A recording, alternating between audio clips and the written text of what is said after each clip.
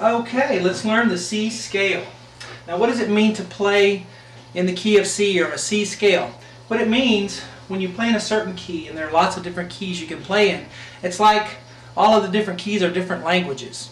It's a different system of notes that you'll be using to play a song or whatever, to improvise. But when we play in the key of C, we're going to exclude some keys and include others. And that will give us our language to play in the key of C. And I like to start with the key of C because you exclude all the black keys and you include all the white ones. And that's what makes it so easy to play in the key of C, and why most people will start to learn to play the piano in that key. So what we'll do is exclude all the black ones, all the flats and sharps, and we're just going to use the white keys for the scale. And you have, if you haven't noticed, 7 letters. We have A, B, C, D, E, F, G, the first 7 letters of the alphabet, and then they repeat over and over up the piano. So if we start, what I did here is I wrote some numbers for the different scale degrees. C is number 1. C is the home key. It's the base for everything else. So 1, the first scale degree is C, and then of course D is 2, E is the 3rd, the 4th, the 5th, the 6th, the 7th. And then when we get to 8, it's not really 8, it's 1 again. Right? Because the C, those C's are the same. I mean, they're different C's, but they're still C's. So we really just have 7 scale degrees. And what we want to do is learn to play the scale, because if you play in the key of C,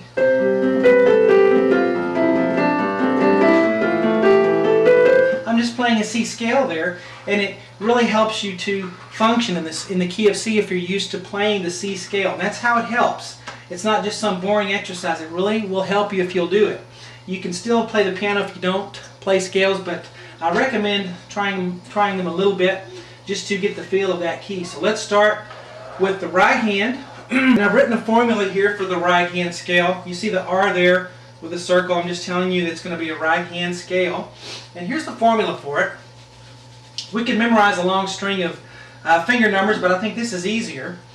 What we're going to do is play 3 fingers plus 4 fingers, going this way to the right to start the scale. And when we get to the C that we want to stop on, you can either go, I'm going to go 2 octaves. I'm going to go from this C to this one, and that's 2 octaves. 1 octave and the 2nd octave. But you could go 3 if you wanted, or even 4. But we're going to use our pinky on the top C, whatever C you choose to stop on. And I'm going to choose this one. So that's the pinky at the top. And then I'm going to do 4 plus 3 on the way down. So 4 fingers plus 3 over and over until I finish. Let me show you what all that means. Alright, here's 3 fingers. I'm going to start on not middle C, but this C right here below it with a thumb. And I'm going to use my thumb and then my pointer finger and then my middle finger to play C, D, E, to play the first 3 notes of the scale degree there. 1, 2, 3. And then I'm going to pass my thumb under my middle finger, and I'm going to do 4 more fingers, starting with my thumb. 1, 2, 3, 4. So I started with F, and I used my thumb, and then pointer on G, and then middle on A, and then ring finger on B. But essentially I went 3 plus 4. And then I'm not done yet. I want to keep going, so I'm not going to use my pinky yet. I'm going to repeat this 3 plus 4 pattern. So 3, pass the thumb under, 4, pass the thumb under, 3, pass the thumb under, 4, and then I'm going to use this C as my top C, so I will use my pinky at the top. Now as I come back down, I want to do 4 plus 3, the reverse. So I just use my pinky, so I'm going to go ahead and use this ring finger next on the B, come down for 4 fingers, 1, 2, 3, 4. Now instead of what I do now is I'm on my thumb and I've run out of fingers. I'm going to cross over to do 3 more fingers. So I cross my middle finger over so that I can go middle, pointer, thumb. That's the 3. Then I'm going to repeat the 4 plus 3 pattern again. 4 fingers, crossing over with the ring finger so I can have 4 altogether. 1, 2, 3, 4, and then finally 3 to end it. So the whole thing looks like this.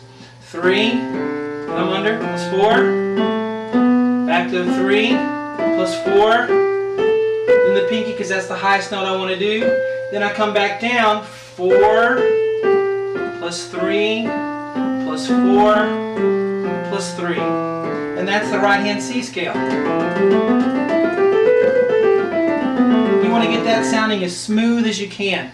Getting that thumb to pass under on the way up, and then getting the middle finger and the ring finger to cross over smoothly on the way down. Now the left hand is very similar, it's just the mirror image. We're actually going to start with the pinky, and I'm gonna do the same octave here. I'm going to do this C to this one to this one. So 2 octaves again. So pinky starts with this C right here below middle C. And then I'm going to do the pattern 4 plus 3. So there's my pinky. Now 4 plus 3. 4, 2, 3, 4. Now what do? I need 3 next. So I cross over with my middle finger so I can have 3 more fingers. 1, 2, 3.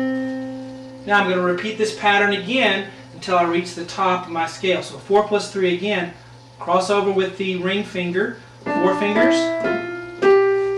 We just did the 4, now cross over, so we have 3 more. 3.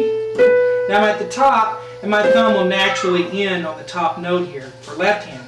Now to come down, I'm going to do the opposite. It's going to be 3 plus 4. So 3. Now what I come under with my thumb. I just did 3. Now I need the 4, so I come under with my thumb. 1, 2, 3, 4. Now I need 3 plus 4 again, that pattern again. So come under with the thumb. 1, 2, 3. Now plus 4, under with the thumb. 1, 2, 3, 4. Actually, I should have put pinky there at the end, so it's pinky to end it. So the left hand scale will look like this. Cross over.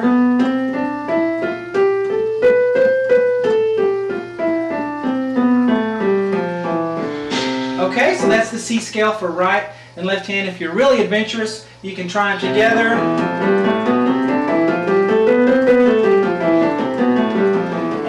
And my advice is not to beat it to death. Just understand the scale, be able to go through it, hands separately, one hand at a time, and then come back to it from time to time. So you need to repeat these lessons if you need to go back over them again, so that everything is cumulative, and you want to build on the preceding lesson. So make sure you go back and review and go over what we've already discussed.